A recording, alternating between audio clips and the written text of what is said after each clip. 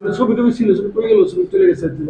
এটা লই যে পরে রুগী আমার কাছে আসতে, এই ছবিটা দেখো, একটা দেখো, এই যে আশা করি খুশি।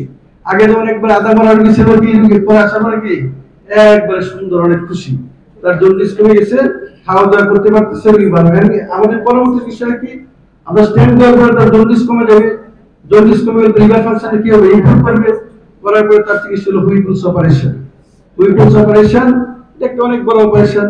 এই অপারেশন অপারেশন যদি করা যায়, এবং এই যে কোলেঞ্জিও কার্সিনোমার যে প্রগনোসিস, এটা কিন্তু নির্ভর করে প্রক্সিমাল সিভিলির মেলিগনেন্সি ব্যাড। যদি সিভিলির প্রক্সিমালি কোনো মেলিগনেন্সি হয়, এটা ব্যাড। যত ডিস্টাল মেলিগনেন্সি হবে তত তার প্রগনোসিস ভালো। তো হুইপুলস করতে পারলে তার 5 ইয়ার সার্ভাইভাল ইজ 50%। যদি হুইপুলস এতটুকু ভালো হয়েছে, এর আমরা অ্যাডভাইস করছি যে কিছুটা জরুরি যে তুমি ঢাকা যাবা, অথবা যদি মাইনর সিং যদি পরে সার্জারি করতে পাঠিয়ে দিব, হুইপুলস অপারেশন করলে প্রগনোসিস অনেক ভালো। এই রোগীগুলো আগে একসময় মারা যেত, এই রোগীগুলো আগে একসময় ঘুরতে এই পরীক্ষা সেই পরীক্ষা, অমুক চিকিৎসা মারা যেত। এখন রোগীগুলো কি হয়, আমরা দেখছি অনেক রোগী পাইছি যে এরকে ভালো করে ডেভেলপ করছে, এই রোগী কি স্ট্যান্ড আপ করে আস্তে আস্তে লিভার ফাংশন ইমপ্রুভ করে রোগী ভালো হয়ে গেছে। কাজে এটা একটা। আর আমরা যে প্রসিডিউরটা করছি, আমাদের লাগছে স্যার 15 থেকে 20 মিনিট। আমরা তো ভিডিওটা একটু হালকা অল্প দেখাচ্ছি কেটে। আমাদের প্রসিডিউরটা করতে সময় লাগে যেমন 15 থেকে 20 মিনিট সময় লাগছে রিহার্সাল করতে। আচ্ছা, যদি কোনো কোশ্চেন, কোনো যদি কোনো কোশ্চেন করতে চাইছেন, এক কোশ্চেন করতে হবে। এই প্রফেসর উপল স্যার, আরে কথা বলে এটা সিনিয়র প্রফেসর, কথা না বলে কেমন হবে? Thank you, physician and renowned physician and surgeon, Professor Chittaranjan Devnath. ববিন খান স্যারের একটা লেকচার আমি শুনছিলাম, তো ওখানে একটা জিনিস স্যার খুব বলছিলেন যে আফটার 40 জন্ডিস ডেঞ্জারাস। মনে রাখতে হবে, after 40 jaundice dangerous, maybe cancerous, stone দিয়ে হতে পারে, তবে সেটা টেম্পোরারি। স্টোন থাকলে ক্লিন কাট, যেটা দুইটা জিনিস বলছে যে সিভিয়ার পেইন থাকবে, আর জন্ডিসটা থাকবে কেমন, ইন্টারমিটেন্ট জন্ডিস। এই জিনিসটা মনে রাখলেই হবে। আর কার্সিনোমা, যেটা carcinoma head of the pancreas, progressive jaundice হবে, তিন দিন খালি জন্ডিস বেড়ে যাবে, ডিপ জন্ডিস। স্টোনটা যদি আমরা জানি, তো স্টোনটা দেখো পেল colour, muddy colour or white colour stone, এসে বলবে একদম ক্লিন কাট। এইখানে যেটা একটা, যেটা জুনিয়রদের জন্য বলতেছি, এই যে স্টেন্টিং কিন্তু টেম্পোরারি। মূল অপারেশন কিন্তু হুইপলস অপারেশন।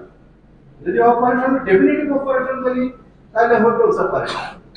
আর স্টেন্টিংটা টেম্পোরারি, স্টেন্ট দিলে তার বাইরগুলা চলে যাবে এবং রিলিফ করবে, তার সিম্পটমগুলো রিলিফ করবে এবং লিভার ফাংশন ইমপ্রুভ করবে। লিভার ফাংশন যদি ইমপ্রুভ না করা যায়, হুইপলস অপারেশন কিন্তু অনেক lengthy operation, time bearing operation এবং অনেক বড় একটা অপারেশন। সার্জারির যতগুলো বড় অপারেশন আছে, তার মধ্যে কিন্তু হুইপলস অপারেশন একটা বড় অপারেশন। হ্যাঁ, কাজে এইখানে যেটা করতে হবে সেটা হলো, যেমন আমরা যেটা করি পলিটিক্যাল সিস্টেম, আমাদের কিন্তু পলিটিক্যাল হুইপলস এটা কাছাকাছি। এইখানে যেটা হুইপলস অপারেশন কনসেপ্ট অনেক ভালো বলতে পারবে। হ্যাঁ, আমি হুইপলস করি না, আমি যেটা করি সেটা হলো যে ওয়াই হেপাটিক জেজুনেস্টমি। এটাও কিন্তু হুইপলসের কাছাকাছি, যে আমাকে একটা বাইপাস করে দেওয়া হয়, বাইপাস করে যেটা বাইকটা আমাকে ট্রেন করতে হবে, এটা হলো প্রথম কথা। বাইকটা ট্রেন করতে হবে, সেই ট্রেনটা আদারওয়াইজ, যেমন পলিটিক্যাল সিস্টেম কমন বাইন্ডার থাকেই না। কারণ কমন বাইন্ডার যদি না থাকে, তাহলে কি করতে হবে, আমাকে এই বাইকটা নিয়ে এনি হাউ জিআই ট্র্যাক্টে দিতে হবে। আমি সবসময় বলি, বাইক যদি জিআই ট্র্যাক্টে না যায়, পায়খানার কালার কোনোদিনই ইয়েলো হবে না, কোনোদিনই ইয়েলো হবে না। তাহলে ইয়েলো হইতে হলে বাইক যেতে হবে। এনি হাউ বাইকটা আমাদের দিতে হবে কোথায়, জিআই ট্র্যাক্টে। আমি শুধু যে এটা বলি, রুয়ান ওয়াই, যেটা একটা ওয়াই লুক করে গাঁটটা কেটে, গাঁটটাই কমন যে হেপাটিক ডাক, ওইখানে অ্যানাস্টোমোসিস করা হয়। আরেকটা অংশ নিয়ে ওই গাঁটের সাথে গাঁট জোড়া দেওয়া হয়। যার ফলে কি, এসে বাইরে একদিক দিয়ে গেল গাঁটের মধ্যে, একদিক দিয়ে খাবারও গেল, এই দুইটা ডিসকানেক্ট মিশবে। জাস্ট এতটুকু করতে হবে। ও হুইপলসেও যে কার্সিনোমা যে জায়গাগুলো সেই জায়গাগুলো সব ফেলে দেওয়া হয়। কার্সিনোমা ক্যান্সারের জায়গা যেটা সব ফেলে দিয়ে আলটিমেটলি এই ডিস্টালি বাইল এবং স্টোল মিলানোর একটা ব্যবস্থা করে দেওয়া হয়। তো বাকিটা প্রফেসর তৌফিক বলবে। Thank you. আচ্ছা, আমি একটা কথা বলি যে আচ্ছা, যদি রোগী মনে করে যে হুইপলস করা যাচ্ছে না, তারপর কি করণীয়? যদি মনে করা যাচ্ছে না, আমরা কি প্লাস্টিক স্টেন দিছি না? আমরা প্লাস্টিক স্টেনটাকে রিমুভ করে একটা মেটালিক স্টেন, পার্মানেন্ট স্টেন, এই স্টেন লাগাই দিলে তার এই সমস্ত রোগী অনেকদিন বাঁচবে। মানে কোলিনজিওর সুবিধা কি? এটা কিন্তু এত তাড়াতাড়ি আর্লি মেটাস্টেসিস হয় না, যেগুলি ডিস্টার্ব কোলিনজিও। যদি আমি একটা মেটালিক স্টেন লাগাই দিই, পার্মানেন্ট স্টেন, তাহলে রোগী যতদিন বাঁচে 2-4-5 বছর, 1 বছর যতদিন বাঁচবে, এই মেটালিক স্টেনটি সে তার জন্ডিস টন্ডিস হবে না। হয়তো যে কষ্ট করে যে জন্ডিস হওয়ার পরে কি হয়, ওদের তো কোলিনজিয়া কিছু সেপ্টিসিমিয়া, এইগুলো না হলে তুমি সহজে মরবে না, তুমি ভালো থাকবে অনেকদিন। ঠিক আছে, তো স্যার কি বলেন? আমি প্রথমেই বলছি যে কার্সিনোমা যদি হয়, কোলাঞ্জিও কার্সিনোমা, এটা ম্যাক্সিমাম পেশেন্টই আসে অ্যাডভান্স স্টেজে। 90% পেশেন্টেই আমরা প্যালিয়েটিভ প্রেজার যেটা স্যার করছেন সেটা করা হয়। অনলি 10% ক্ষেত্রে অপারেশন করা যায়, সেটাও ভালো হয়, যেটা distal part of the common bile ডাক্টে যদি ক্যান্সার থাকে। এবং সেই ক্ষেত্রে আমরা যদি আর্লি স্টেজে আসে তাহলে আমরা উইপলস প্রসিডিউর করি। উইপলস প্রসিডিউরটাতে আমরা জানি বাইল ডাক্টটা ঢুকে কোন দিক দিয়ে, প্যানক্রিয়াসের হেড অফ দি প্যানক্রিয়াসের ভিতর দিয়ে প্যানক্রিয়াটিক ডাক্টের সাথে মিলে অ্যাম্পুলা অফ ভ্যাটার দিয়ে সেকেন্ড পার্ট অফ দি জিজুনামে ওপেন করে। তাহলে আপনি পুরোটুকু জায়গায় ফেলে দিতে হবে, প্যানক্রিয়াটিক ও ডিউজেনাইক্টমি হবে, মানে ডিউজেনাম plus head of the pancreas plus distal portion of the common bile duct, এটা সম্পূর্ণ ফেলে দিচ্ছি উইথ ক্যান্সার। তাহলে আমার ড্রেনেজ কিভাবে হবে? প্যানক্রিয়াসটা প্রথমে প্যানক্রিয়াটিক ও জেজুনোস্টমি করতে হবে। প্যানক্রিয়াসটা লাগাতে হবে জেজুনামের সাথে, বাইল ডাক্টের উপরের অংশ লাগাতে হবে জেজুনামের সাথে। তাহলে প্যানক্রিয়াটিও জেজুনোস্টমি, তারপরে পলিটোকো জেজুনোস্টমি, আবার জিজুনাম যেহেতু কেটে ফেললাম, তাহলে স্টমাকটার খাবার কিভাবে যাবে? তারপরে আবার জেজুনামের লোয়ার পার্টটা আবার লাগাতে হবে স্টমাকের সাথে। So it is a triple bypass operation. এই ট্রিপল বাইপাস অপারেশনটা হচ্ছে ওরা হুইপলস প্রসিডিউর। এটা খুবই একটা সফিস্টিকেটেড প্রসিডিউর। অনলি 10% ক্ষেত্রেই এটা করা যায়, কিন্তু যদি পেশেন্ট আর্লি স্টেজে আসে তাহলে হুইপলস প্রসিডিউরটা করলে পেশেন্টের 5 ইয়ার সার্ভাইভাল রেটটা বেশি থাকে। আর কোলাঞ্জিও কার্সিনোমার সঙ্গে একটা বলি, বেশিরভাগ ক্ষেত্রে কোলাঞ্জিও কার্সিনোমা কি ইনঅপারেবল, only 1 year survival থাকে, বিকজ হাইলার ভ্যারাইটি খুব কমন থাকে, যেটা একদম লিভারের কাছে, right and left hepatic duct, common hepatic ডাক্টের কাছে যেটা হয় সেটা 60% কেস, আর ডিস্টাল পার্টে only 20 to 30% কেস থাকে, আর 10 to 20% ইন্ট্রা হেপাটিক, মানে intra ductal, intra hepatic carcinoma. তাহলে এইগুলো হচ্ছে লিমিটেশন। এইজন্য এই কেসটা আমার কাছে মনে হয় যে একটু আর্লি স্টেজে এসেছে। এখন এটা টেম্পোরারি রিলিফ স্যার ঠিকই করেছেন, এটা এখন লিভার ফাংশনটা যেহেতু ইমপ্রুভ করবে, patient is fit for operation. এটা ট্রান্সপ্লান্টেশন করতে হবে স্যার। এটা তো স্যার ওইটাস তো কমপ্লিকেটেড অপারেশন, এবং এর অনেক কিছু কি ট্রান্সপ্লান্টেশন করবে স্যার? Liver transplant. না স্যার, এটা sir contraindication sir. It is not the problem of liver, sir. It is the problem of liver. Pancreas এর লিভার ট্রান্সপ্লান্ট করে লাভ নাই। যদি এটা কার্সিনোমা হতো তাহলে লিভার স্যার, যদি কার্সিনোমা গলব্লাডার হতো তাহলে লিভার ট্রান্সপ্লান্টেশনের অপশন আছে, কিন্তু এটা তো কমন বাইল ডাক্ট। বাইরে একটা সমস্যা আছে স্যার, এটা ভালো স্যার। প্রস্থেটিক বাইল ডাক্ট পাওয়া যায় না স্যার, এটা হুইপলস অপারেশন তো মানে ওইটাই স্যার, সার্জিক্যাল অপারেশন একটাই স্যার, হুইপলস অপারেশন। ওটা টিউবারটা কেটে ফেলাই দিয়ে তারপর স্যার কিছু বলবেন sir? Thank you for presenting a nice case. আমি অনেক বড় বড় আলাপ হচ্ছে, একটা আলাপ করতে চাই, যে অপারেশন আলাপ হচ্ছে সবাই, যে ইচিং যে হচ্ছে ওখানে দেওয়া হচ্ছে এটা পোস্টারটা ইচিং নিয়ে একটু বলতে চাই। ইচিং যে এখানে হইল, আমরা তখন যখন প্যাথোলজি ইনফ্লামেশন করছি, যে ইচিং এর কারণ হিস্টামিন এন্ড সেরোটোনিন সিক্রেশন হলে সেখানে ইচিং হয়। এই ইচিং এর কারণ হিস্টামিন এন্ড সেরোটোনিন সিক্রেশন হলে সেখানে ইচিং হয়। এই ইচিং এর কারণ হিস্টামিন এন্ড সেরোটোনিন সিক্রেশন হলে সেখানে ইচিং হয়। এই ইচিং এর কারণ হিস্টামিন এন্ড সেরোটোনিন সিক্রেশন হলে সেখানে ইচিং হয়। ওইটাই আমরা বেশি বিলিরুবিনের জন্য ঠিক আছে লিভার ফেলে দাও বিলিরুবিন বেশি হয় এই বিলিরুবিনের স্কিনে অ্যাকুমুলেশন হয় বা এই বিলিরুবিন এই সেন্সরি নার্ভ সেই সেন্সরি নার্ভকে ইরিটেশন করার পরে এই চিন্তা এখন এই জন্য সবসময় মেইন সিরোপের ইচিং হয় না এই ক্ষেত্রে বাইল শর্টের জন্য এটাই হলো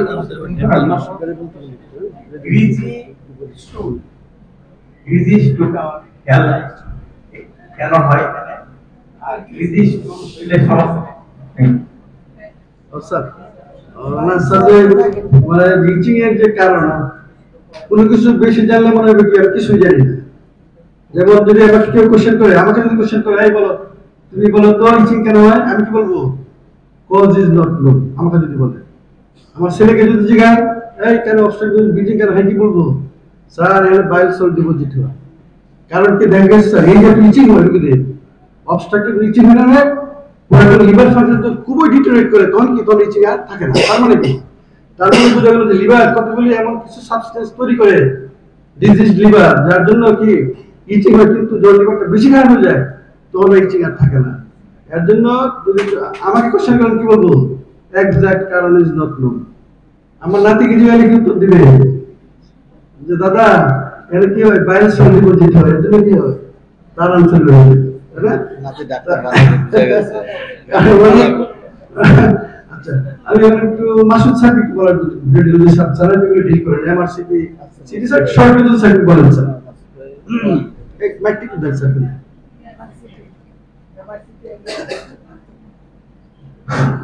এখানে বলা হলো যে আগে আল্ট্রাসোনোগ্রাম এবং সিটি স্ক্যান না করে আগে ইআরসিপি করা দরকার ছিল কিনা, এটা প্রশ্ন আসছিল। এইটা মনে হয় আমার মনে হয় যে আল্ট্রাসোনোগ্রাম এবং সিটি স্ক্যান আগে আইডিয়া নিয়ে পরে পরে ইআরসিপি করে এটা করাটা মানে ভালো কথা, ভালো বলছে। তো আল্ট্রাসোনোগ্রামকে আল্ট্রাসোনোগ্রাম সিটি স্ক্যানকে একদম মানে একদম গুরুত্ব না দিয়ে ইআরসিপিতে করতে হবে না স্যার। তো আলট্রাসাউন্ড 10 বার করেছে কি বলেন স্যার, সিটি করা হয়েছে পরে এমআরসিপি করছি পরে আমি ইআরসিপি করছি অনেকবার করেছি স্যার অনেকবার। বারে বারে বলছে কার্সিনোমা হেড, কিন্তু কার্সিনোমা হেড ছিল না, এমআরসিপিতে একমাত্র কোলাঞ্জিও কার্সিনোমা। না অবশ্যই আলট্রাসাউন্ড একটা ভাইটাল ইনভেস্টিগেশন। ম্যাগনেটিক রেজোনেন্স কোলাঞ্জিও বলবো কি বলো একদুরা পরীক্ষা সাবেন একদুরা ব্যাপারটা হ্যাপাটোলজি স্যার আমাদের ছোট কোশ্চেন আপনারা বলেন ইচিংটা লেন্সে হয়, এটা কোনো এক্সপ্লেনেশন আছে যে বডি আদার পার্টস হ্যাঁ ওইটা যে লিভার ডিজিজের ইচিংটা কিন্তু সারা শরীরে হলে কি হয় রাত্রিবেলায় বেশি হয় এবং হাত পায়ে হ্যাঁ বেশি। এটারও কিন্তু এক্সাক্ট কারণ আসলে জানা যায় না। বলছে যে কি যে সমস্ত সাবস্টেন্সের কারণে ইচিংটা হয় ওরা ডিপোজিশন কোথায় হয়, deposition peripheral part of the বডিতে বেশি হয়, এর জন্য পেরিফেরাল পার্ট অফ দ্য ইচিংটা অনেক বেশি হয়, তাই না। ঠিক আছে আমি স্যার কিছু বলি। আচ্ছা একটু শেষ করার আগে আমি একটু আমাদের গাইডে হ্যাঁ আমাদের সিলেকশন করার একটু যদি ওই সম্বন্ধে কিছু বলো বা অন্য কোনো কথা বলতে পারো। Thank you, Department of Hepatology, especially আমি আজকে এইটাতে ডিপার্টমেন্টকে তাদেরকে ধন্যবাদ জানাতে চাই। সেটা হলো যে আমার একটা ব্যক্তিগত এক্সপিরিয়েন্স আছে। আমাদের যে ড্রাইভার প্রদীপকে চিনেন, ওর বছর 2 আগে হঠাৎ করে ইন্টারমিটেন্ট সাফারোগ্রাফি অনেকবার আল্ট্রাসোনোগ্রাফি করা হয়েছে, লিভার মানে কলবারের কিছু পাওয়া যাচ্ছিল না, যাই হোক আলটিমেটলি একবার ভর্তি করা হয়েছে। অনেক ব্যথা, প্রথম জন্ডিস ইনিশিয়ালি ছিল না, পরে যখন জন্ডিস অ্যাটাক করলো তারপরে আমি সাথে সাথে ওই দাদার কাছে পাঠালাম। তারপরে ও কিন্তু ওইতে আপনার অনেকে জানেন ওর অনেক ভালোই ওবেজ, তো ওর সাই করে ওই 2 মাসের মধ্যে প্রায় 20 কিলোর মতো ওজন কমে গেল। তারপরে দাদার কাছে পাঠানোর পরে ওই ইয়ারসিপি করার পরে তিনি জন্ডিসে ভালো হয়ে গেল। আমার শরীর ফিল করতেছে। তো ধন্যবাদ। আর ইএসসিপি আগে শুনেছি, কিন্তু আমি ওরকম ব্যক্তিগতভাবে কাছের থেকে ওইভাবে দেখি নাই। তো ধন্যবাদ ইএসসিপি দাদা আমাদের করে দেন এটা। আরেকটা হলো যে আমাদের একটা অ্যানাউন্সমেন্ট আছে আজকে এই অনুষ্ঠানের পরে। এইটা এন্ডোমেট্রিয়াসিস আপনারা সবাই জানেন যে এটা কেমন আমাদের গাইনি ডাক্তারদের জন্য ভীষণ বিব্রতকর, পেশেন্টদের জন্য সাফারিং, এটা আমরা ভালো করতে পারি না। কিন্তু আমরা একটু সচেতন এবং কিছু প্রিভেন্টিভ মেজার নিলে পরে কিছু আজকাল অনেক নিউ মেডিকেশন আসছে, আমরা একটু সচেতনতার জন্য এখন কিন্তু প্রত্যেক বছর মার্চ মাসকে এন্ডোমেট্রিয়াসিস সচেতনমূলক মার্চ হিসেবে ধরা হয়। আমাদের বেশ আগে এই অনুষ্ঠানটা রেডি করা কথা ছিল, কয়েকবারও রিসেন্টলি, কিন্তু এর মধ্যে আমাদের স্যার মারা গেলেন, পিএইচডি স্যার, তারপরে আমাদের প্রশ্ন ছিল। তো আজ আমরা ভাবছি যে এই গ্যাদারিং এর পরে আপনারা সবাই আমাদের সাথে একাত্ম হবেন, ছোট্ট একটা রেলি করবো এই এন্ডোমেট্রিয়াসিস নিয়ে। ধন্যবাদ।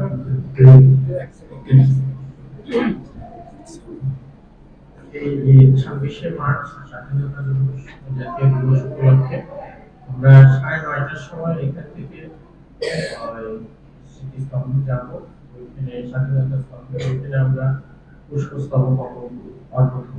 সবাইকে আমরা অনুরোধ করবো 9:30টায় এখান থেকে যে গাড়িটা যাবে সেটা অ্যাভেল করার জন্য। আমরা 10টার সময় এই আনুষ্ঠানিকতা শেষ করবো। আমাদের সম্ভবগঞ্জে যে ব্রিজটা আছে সেখানে। তো আমি সবাইকে অনুরোধ করবো 9:30টার সময় এই গাড়িটা অ্যাভেল করে 10টার মধ্যে ওইখানে পৌঁছার জন্য। আমরা 10টায় আমরা প্রায় শেষের দিকে, আমরা ভাইস প্রিন্সিপাল স্যার যদি কি বলেন স্যার, কবে করবেন sir? Sir director sir, sir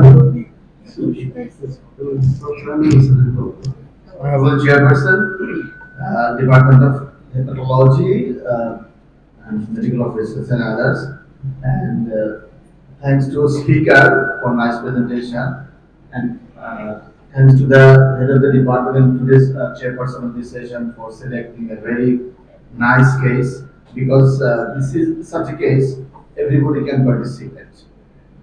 I'm not looking into the whole perspective of the case, but I'm telling something to you, particularly for the junior doctors, like if you look into the total symptomatology of our bodies,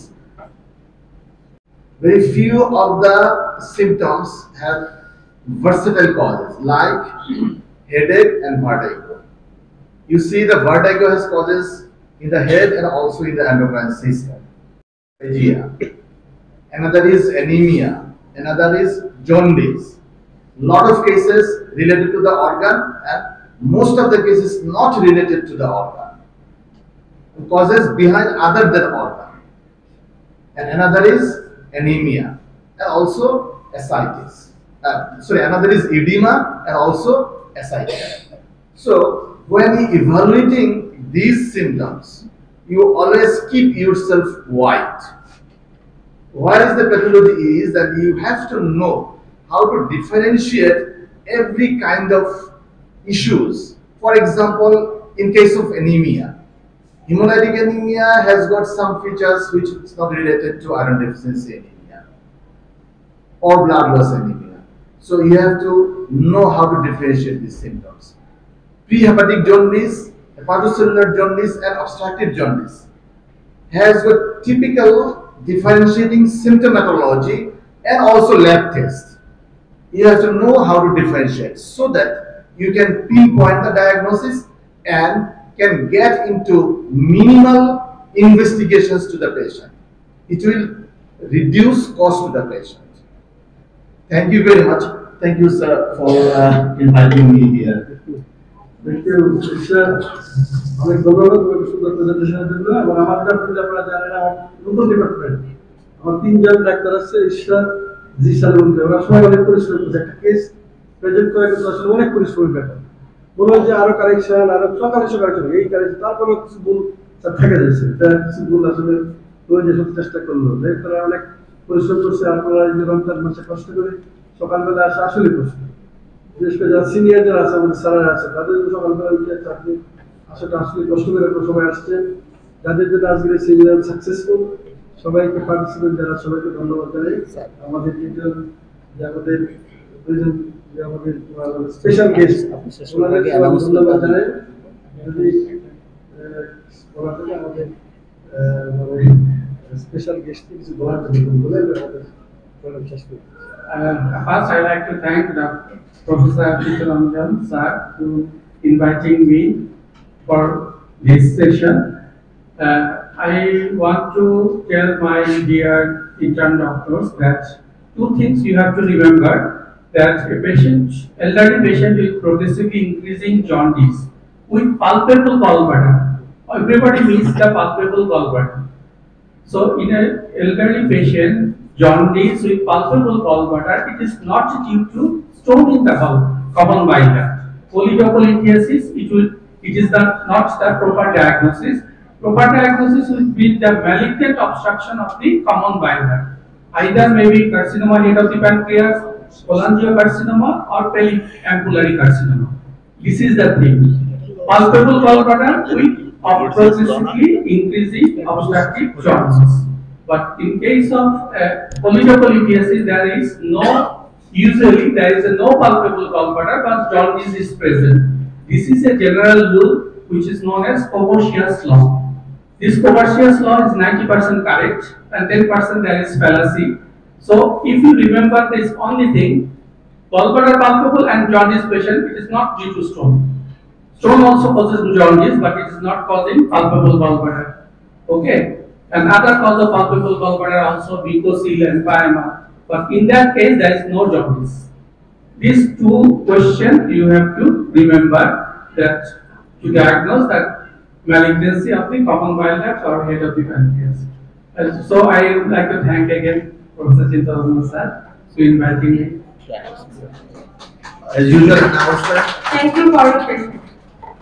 Our next Sunday will be engaged with Idul Fitr holiday, and then after 6th April will be organized by Department of Community Medicine, and then after physiotherapy. So our chairperson complete করবেন। আমি complete করার আগে একটু request করবো যারা দুনিয়াটা যারা আছে না একটা রোগী যত কষ্ট করে তার যে চিকিৎসা আমরা দিই সেজন্য অনেক আনন্দিত অনেক ভালো লাগে। আমাদের ডাক্তার আমার মন কেমন লাগে, আমার অনেক খুশি। একটা রোগী ডিসপ্লে দিয়ে 5 মিনিট খেতে পারে না, জাস্ট আমি স্টেমটা লাগাই দিই, লাগাই দেওয়া কতক্ষণ পরে খেতে পারে উইদিন 1 সেকেন্ড। খালি স্টেমটা লাগাই খালি আমি স্কোপটা বাইর করবো, সাথে সাথে কি করবে, ভাত দিলে ভাত খাই করবে, মাংস দিলে মাংস। এর জন্য আমি দুনিয়ার যারা তাদেরকে রিকোয়েস্ট করবো, hepatology is a very good subject. Subject অনেক ছোট, একসময় এই সাবজেক্ট আসলে একটা নিরামিষ সাবজেক্ট, নিরামিষ। আমি ভর্তি হয়েছি, আমি হেপাটোলজি আর কিছু পাইছস না, খুঁজে বলে গেছস বলি ঘুরবি আর কি করে তুই দৌড়তে পারবি, কিছু পারবি কিছু পারবি। যারা আমাকে এই কথা বলছে তারাই কি, তারাই আমাকে আফসোস করে কেন এই সাবজেক্টে অনেক কাজ করার স্কোপ। তুমি এন্ডোস্কোপি করবা, কোলোনোস্কোপি করবা, ইআরসিপি করবা, আমরা টেস্ট করি, আরআইআর কত কিছু করি, কাজের একটু শেষ করি। এর জন্য আমি তোমাদের বলবো তোমরা হেপাটোলজি করলে আমরা কোর্সও চালু করছি মেডিকেল কলেজে। আমার নিজের চেষ্টায় অনেক দূরদূরি করে কোর্স বাংলাদেশের পিজি হসপিটালের বাইরে একমাত্র ময়মনসিংহ মেডিকেল কলেজ যেখানে পিএস জ্ঞান এমডি হেপাটোলজি কোর্সে অনেক ছাত্র আছে তারা পড়াশোনা করতেছে। ফেজ বি স্টুডেন্ট আছে, পরীক্ষা দিতে জায়গায় বসে তারা পরীক্ষা লিখে দিতে পরীক্ষা দিতে। তাহলে আমাদের তোমরা যদি চিন্তা করো হেপাটোলজি করতে পারো, একটা খুব ভালো সাবজেক্ট। আর সুবিধা কি, রুগী কিন্তু তাড়াতাড়ি মরে না। হেপাটিক কেবল লবাই বলবো না, কোন বুদ্ধিটা ভুলে যায় রোগী কিন্তু খারাপ, দেখো শুরু করতে পারে, তোমার পিটাই করবো না, তোমার করতে হবে। তুমি রুগী দেখবা তোকে বইরা বাসায় আসবো, নাকে তেল দিয়ে ঘুমাইবা, পরের দিন সকালে আবার ওষুধ চলে যাবে। একটা বলি ইউ ক্যান রিড হেপাটোলজি। আমার ছেলে মেডিসিন সিপিএস হসপিটাল করার পরে তারা কি করছি বইলা বুঝাইতে দেয়, বাইরে কি করছি, বাইরে করছি কি করো, হেপাটোলজি করো। আমার ছেলে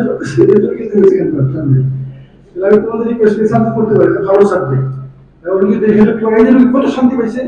আমি অনেক সুন্দর সুন্দর বানাইছিলাম স্লাইড, মানে ভিডিওগুলি ভালো হয় না। রুগী কত আশীর্বাদ করছে, কি রুগীর ছেলে মেয়ে বংশধর সবাই কি করছে, এরপর আসবো স্যার আমার ছেলে কত কষ্ট করছি, আর রুগীরা ভালো করে দিচ্ছে। ঠিক আছে স্যার, আপনাদের সবাইকে ধন্যবাদ এই অংশগ্রহণ করার জন্য।